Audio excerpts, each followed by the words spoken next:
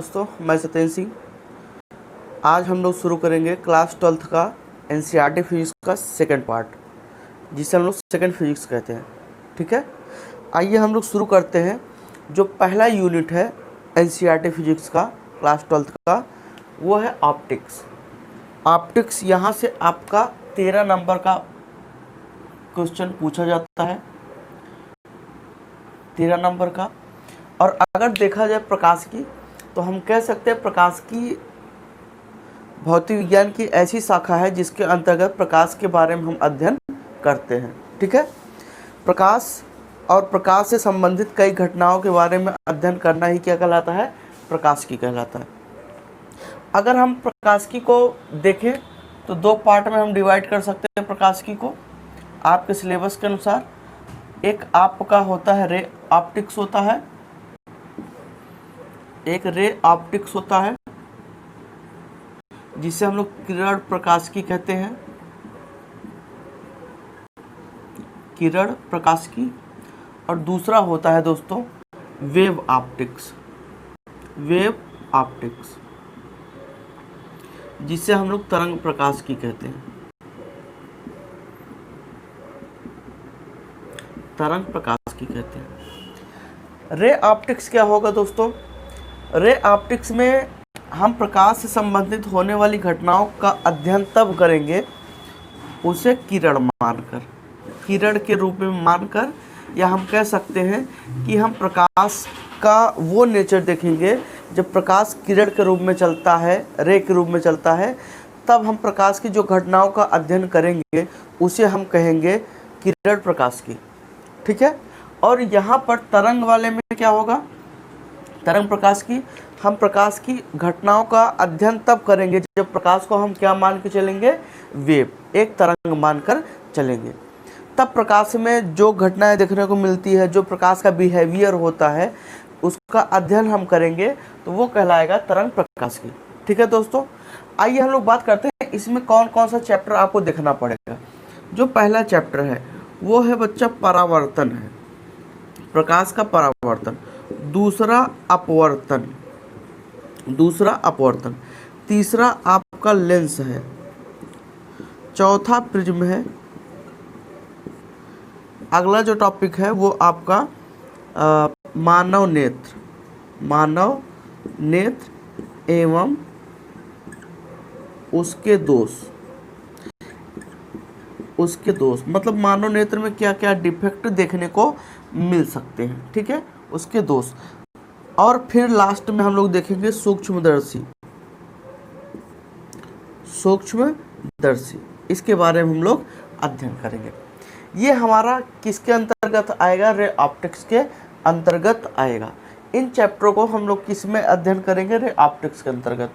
और इसमें हम लोगों को अध्ययन करना है हाइगेंस तरंग सिद्धांत, हाइगेंस का तरंग सिद्धांत। दूसरा है व्यतिकरण, जिसे हम लोग इंटरफेरेंस कहते हैं। तीसरा विवर्तन है और चौथा ध्रुवण है। इतने चैप्टर से आपका 13 नंबर का क्वेश्चन आता है और ये सभी बोर्ड के विद्यार्थियों के लिए उपयोगी होगा। और हम कह सकते हैं कि यही पूरा आपका, इसमें आपका थ्योरी भी रहेगा, न्यूमेरिकल भी रहेगा, डेरिवेशन भी रहेगा। तीनों चीज़ें हम लोग को देखनी पड़ेगी। और अगर देखा जाए, जैसा कि आप लोग जान रहे हो कोविड काल चल रहा है, तो इस वजह से परीक्षाएं थोड़ा इधर उधर बाधित हुई है, क्लास भी आपका बाधित हुआ है। तो इस हिसाब से जो एनसीईआरटी का सिलेबस है, जो एनसीईआरटी का सिलेबस है वो क्या किया गया है? 30% रिड्यूस किया गया है, 30% क्या कर दिया गया है? रिड्यूस कर दिया गया है। अब उसमें किन किन चैप्टरों को हटाया है? तो प्रकाश का परावर्तन ये आपका हटा दिया है, और इधर ध्रुवण को क्या कर दिया है? हटा दिया है। ठीक है, तो इस यूनिट में जो प्रकाश की यूनिट है, इसमें से इन दोनों चैप्टरों को आपको नहीं पढ़ना है। ठीक है, तो हम लोग शुरुआत कहाँ से करेंगे? स्टार्टिंग कहाँ से करेंगे? प्रकाश का अपवर्तन। ठीक है, अपवर्तन आपका पहला चैप्टर रहेगा किसके आधार पर? एनसीईआरटी का जो सिलेबस है प्रेजेंट टाइम में 2020 में 20-21 सत्र के लिए, क्योंकि 30% क्या कर दिया गया, रिड्यूस कर दिया गया है, उस आधार पे आपका जो पहला चैप्टर होगा प्रकाश का अपवर्तन होगा। हम लोग यही से दोस्तों देखेंगे, लेकिन हम लोग बिल्कुल बेसिक से चलेंगे और सारी चीज़ों को इकट्ठा करके देखते हुए चलेंगे, ठीक है। आइए हम लोग शुरू करते हैं अपने सिलेबस को। सबसे पहला जो हमारा ये चैप्टर है वो है क्या है? प्रकाश का अपवर्तन। प्रकाश का अपवर्तन। तो हमारा जो पहला चैप्टर है प्रकाश का अपवर्तन, ठीक है। इसे हम कहेंगे रिफ्रैक्शन ऑफ लाइट। रिफ्रैक्शन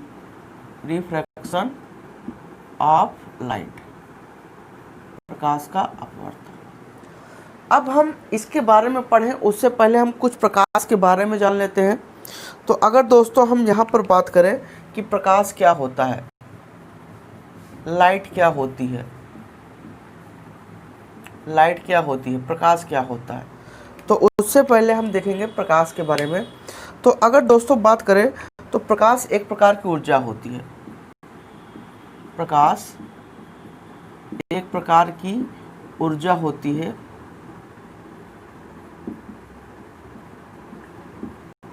ऊर्जा होती है जिसकी सहायता से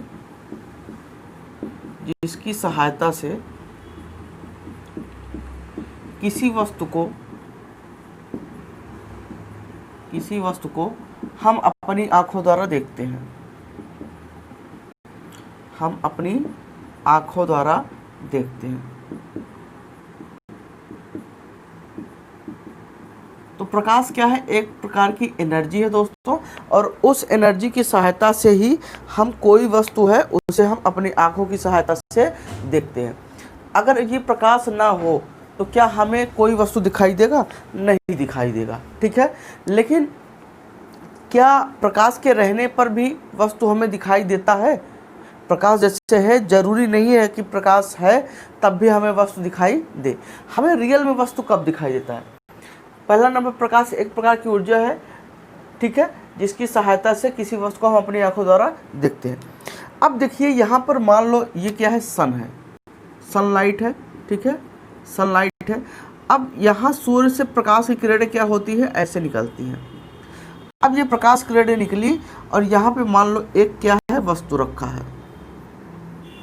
ये दोस्तों क्या रखा है? एक वस्तु रखा है। ये प्रकाश की किरणें ऐसे आई, ठीक है, और इस वस्तु पर क्या करती है? टकराती है, और यहाँ से टकराती है। तो ये जो प्रकाश किरणें आई, जो प्रकाश किरणें वस्तु पर आके गिरती है, उससे हम लोग कहते हैं आपतित किरण। आपतित किरण। तो हम कह सकते हैं कि सूर्य के प्रकाश की किरण या प्रकाश किरण वस्तु पर क्या होता है? आपतित होता है। प्रकाश किरण क्या होता है? वस्तु पर आपतित होता है, और इस वस्तु से टकराकर परावर्तित होता है। परावर्तित होने का दोस्तों मतलब क्या है कि ये मान लो एक सतह है और इस सतह पर प्रकाश किरण आपतित हुआ, आया, जो किरण आते उसे आपतित किरण कहेंगे, आया और इससे टकरा कर ऐसे लौट गया। तो ये क्या हुआ? आपका आपतित किरण, और ये जो टकरा कर वापस जा रहा है उसे हम क्या कहेंगे? परावर्तित किरण। और यही टकराने की घटना जो होती है, टकरा कर वापस जाने की जो घटना होती है, इसी को हम लोग कहते हैं दोस्तों प्रकाश का परावर्तन कहते हैं, ठीक है, रिफ्लेक्शन ऑफ लाइट। तो परावर्तित होकर हमारी आंखों पर जब दोस्तों पड़ता है, तो हमें जो भी वस्तु होता है वो विजिबल हो जाता है हमारी आंखों पे, ठीक है, मतलब वो हमें दिखाई देने लगता है। तो हम कह सकते हैं कि जब कोई प्रकाश किरण किसी वस्तु पर आपतित होता है तो वहाँ से परावर्तित होकर हमारी आंखों पर जाता है, तो वस्तु हमें दिखाई देता है। तो कब हमें वस्तु बच्चों दिखाई देगा? जब कोई प्रकाश किरण, तो यहाँ लिख लेते हैं, जब कोई प्रकाश किरण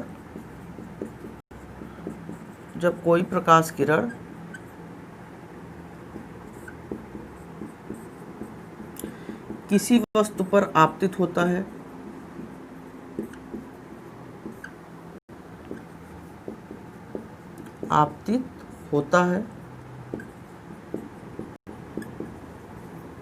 और उस वस्तु से टकराकर हमारी आंखों पर पड़ता है तो वस्तु हमें दिखाई देती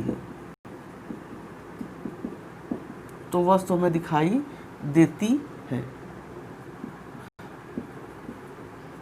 ठीक है दोस्तों, तो कोई भी वस्तु हमें तभी दिखाई देगा जब कोई प्रकाश किरण वस्तु पर टकराकर हमारी आंखों पर पड़ेगा। ठीक है, यही कारण है दोस्तों कि जब हम उजाले में होते हैं, उजाले से अंधेरे में देखते हैं तो हमें वस्तु दिखाई नहीं देता है। मतलब क्या है कि हम बच्चों कहाँ हैं? उजाला में जहाँ पर क्या है? प्रकाश है। जहाँ पर प्रकाश है हम वहाँ पर खड़े हैं और वस्तु कहाँ है? अंधेरे में। तो अगर प्रकाश में हम खड़े हैं और वस्तु अंधेरे में है तो क्या हमें वस्तु दिखाई देगा? नहीं, हमें वस्तु दिखाई नहीं देगा। क्यों? क्योंकि प्रकाश तो है लेकिन वो प्रकाश उस वस्तु पर नहीं जा रहा है, और उस वस्तु पर नहीं जा रहा है तो वहाँ से टकराकर हमारी आंखों पर आएगा? नहीं आएगा। इसी कारण हम उजाले से अंधेरे में नहीं देख पाते हैं। लेकिन क्या हम लोग अंधेरे से उजाले में देख सकते हैं? हम कहाँ खड़े हैं? अंधेरे में, और वस्तु कहाँ है? उजाला में, प्रकाश में है। वस्तु कहाँ है? प्रकाश में। तो क्या वस्तु हमें दिखाई देता है? हाँ, दिखाई देता है, हमें वस्तु दिखाई देगा। क्यों? क्योंकि हम भले से अंधेरे में खड़े हैं, वस्तु पर प्रकाश पड़ रहा है और वहाँ से टकराकर हमारी आंखों तक आ रहा है, इसलिए वो वस्तु विजिबल हो रहा है, वो वस्तु हमें देखने को मिल रहा है। ठीक है, तो प्रकाश क्या होता है? प्रकाश एक प्रकार की ऊर्जा होती है और उसी की सहायता से हम किसी वस्तु को अपनी आंखों द्वारा देखते हैं। ठीक है दोस्तों, अब हम आगे बात करते हैं कब देखते हैं? जब कोई प्रकाश किरण किसी वस्तु पर आपतित होता है और उस वस्तु से टकराकर हमारी आंखों पर पड़ता है तो वस्तु हमें दिखाई देती है। क्लियर हो? अब आगे हम बात करते हैं, ये तो प्रकाश हो गया। अब प्रकाश की कुछ प्रॉपर्टी देखते हैं, क्या होता है प्रकाश के गुण। ठीक है, तो हेडिंग बनाइए, प्रकाश के गुण, प्रॉपर्टीज ऑफ लाइट। प्रकाश के गुण।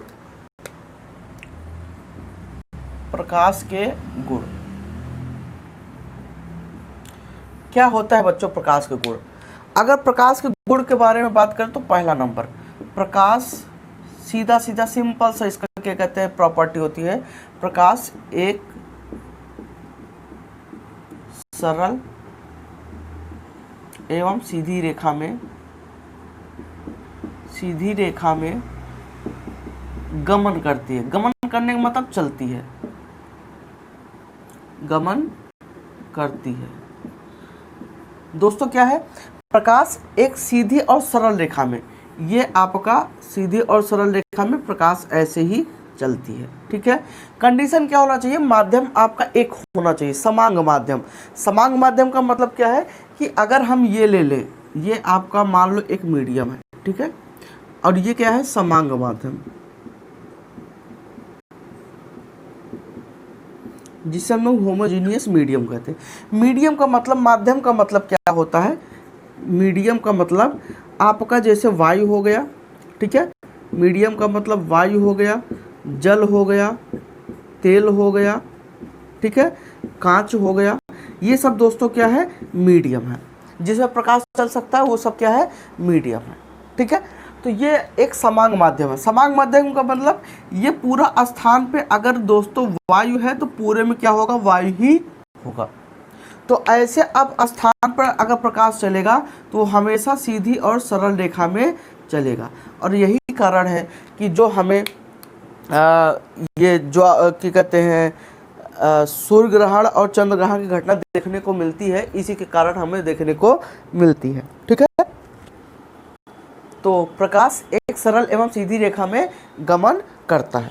दूसरा जो इसका क्या कहते हैं प्रॉपर्टी है, जो दूसरा प्रॉपर्टी दोस्तों है वो क्या है? प्रकाश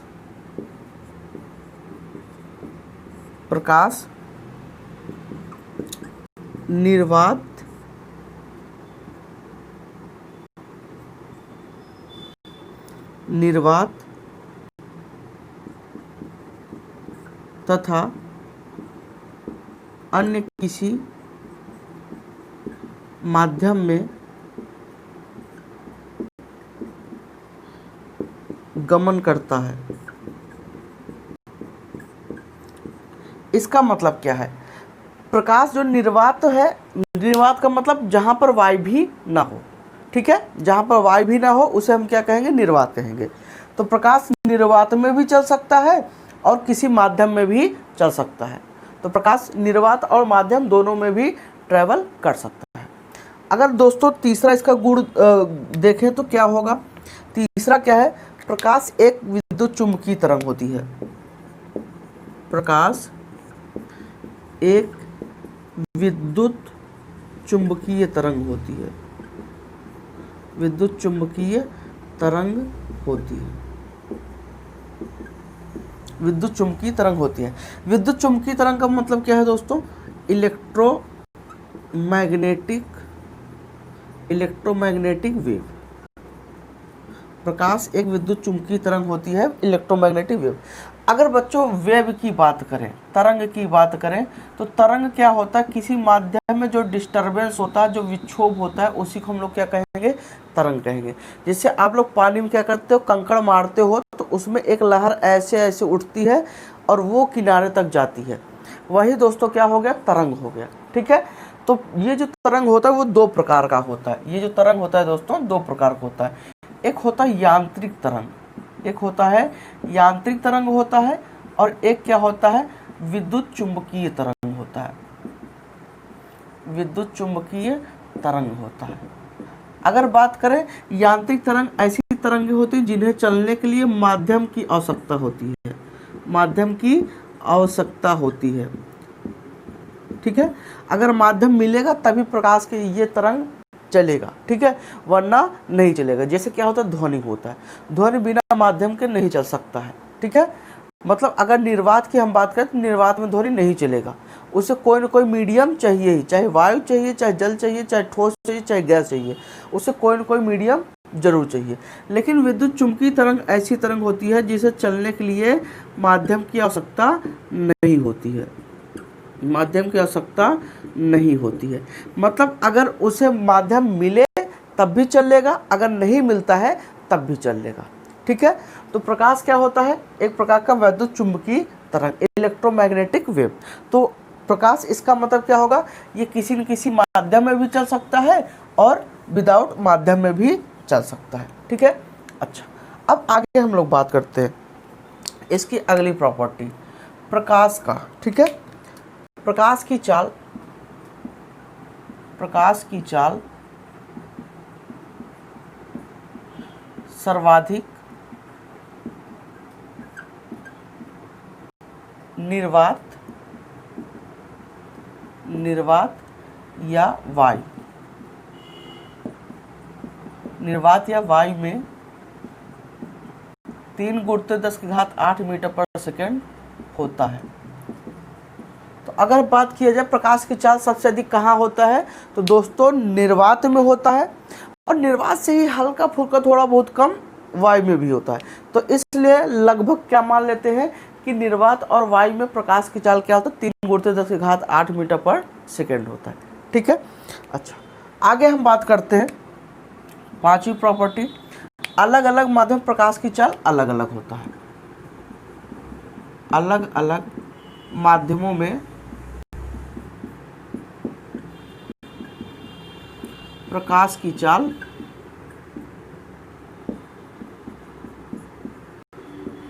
अलग अलग होता है, या हम कह सकते हैं भिन्न भिन्न माध्यमों में प्रकाश की चाल क्या होगा? भिन्न भिन्न। मतलब कई मीडियम है, अगर मीडियम बदल जा रहा है माध्यम, हमने कहा कि माध्यम का मतलब दोस्तों क्या है? यहाँ पर माध्यम का अगर मतलब देखा जाए तो जैसे क्या है? वायु है, जल है, तेल है, हीरा है, कांच है, ये सब दोस्तों क्या है? ये अलग अलग मीडियम है। ये सब क्या है? अलग अलग मीडियम है। अब वायु से अगर जल में प्रकाश जाएगा तो प्रकाश की चाल क्या हो जाएगी? चेंज हो जाएगी। जल से तेल में जाएगा तब भी प्रकाश की चाल क्या हो जाएगी? चेंज हो जाएगी। ठीक है, तो हम कहेंगे कि अगर माध्यम बदल रहा है तो प्रकाश की चाल भी क्या हो जाएगी? बदल जाएगी। ठीक है, ये आपका एक प्रॉपर्टी था। अब यहाँ पे बात करते हैं दोस्तों प्रकाश का तरंग दैर्ध्य। प्रकाश का तरंग दैर्ध्य, प्रकाश का तरंग दैर्ध्य, प्रकाश का तरंग दैर्ध्य दोस्तों 3900 एंगस्ट्रॉम से 7800 एंगस्ट्रॉम, या हम कह सकते हैं 4000 एंगस्ट्रॉम से 8000 एंगस्ट्रॉम होता है।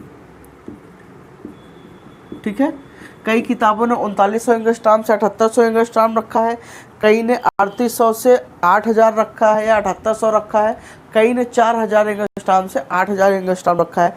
कुल मिला के अगर हम कहें दोस्तों 3800 से अगर 8000 पे आपका है तो वेरी करता रहता है, कोई दिक्कत नहीं है।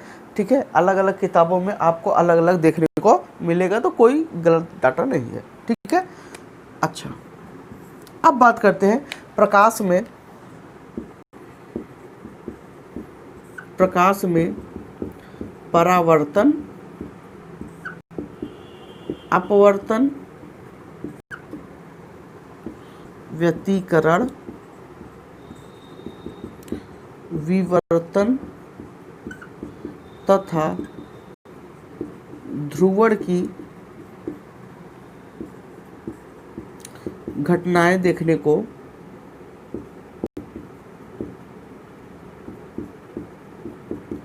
प्राप्त होती है। हम कह सकते हैं प्रकाश में परावर्तन, अपवर्तन, व्यतिकरण, विवर्तन तथा ध्रुवण की घटनाएं होती हैं। ठीक है, तो ये प्रकाश की क्या है, प्रॉपर्टी है। अब ये घटनाओं के बारे में हमें क्या करना है, स्टडी करना है, अध्ययन करना है चैप्टर वाइज के रूप में।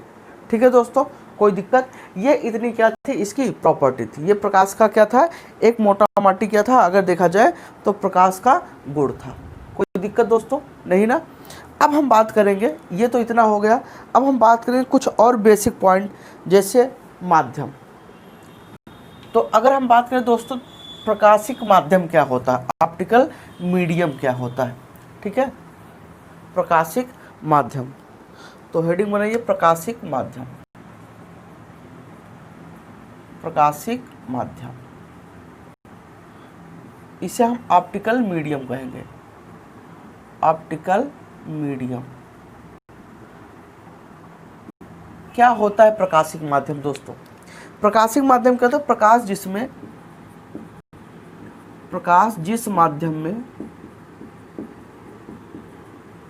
माध्यम में गमन करता है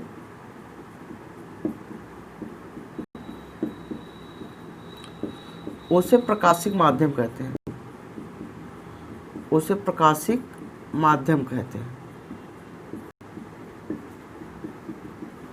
प्रकाशिक माध्यम कहते हैं।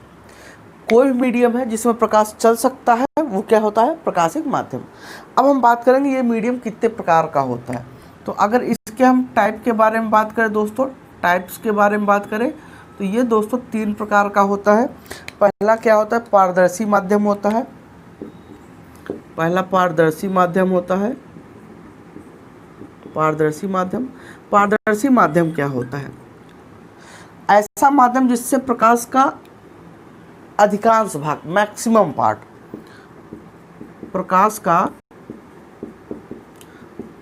अधिकांश भाग आर पार हो जाए,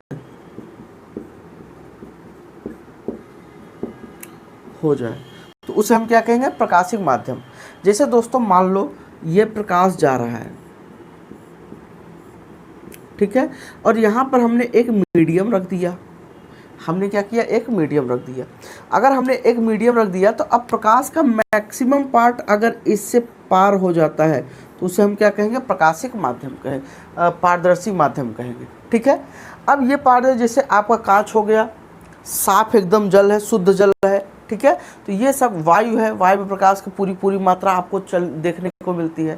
तो ये सब क्या है, आपके पारदर्शी माध्यम। अगला हम बात करें तो एक पारभाषक माध्यम होता है। पारभाषक माध्यम का मतलब होता है उससे आंशिक भाग ही प्राप्त होता है, पारभाषक माध्यम। दूसरा क्या है, पारभाषक माध्यम। पारभाषक माध्यम। तो इससे क्या होगा, प्रकाश का आंशिक भाग पार होता है, प्रकाश का आंशिक भाग पार होता है।